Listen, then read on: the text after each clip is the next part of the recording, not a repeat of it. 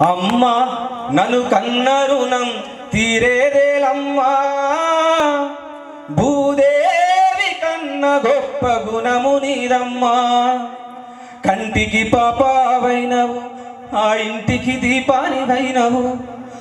ఆ బ్రహ్మను ఈ మట్టి, ఆ బ్రహ్మను ఈ మట్టి బొమ్మను గన్నా, కమ్మని పిలుపుల అమ్మైనావు. జన్మకే మరో జన్మవైనవు, నాలో జీవాత్మవైనవు.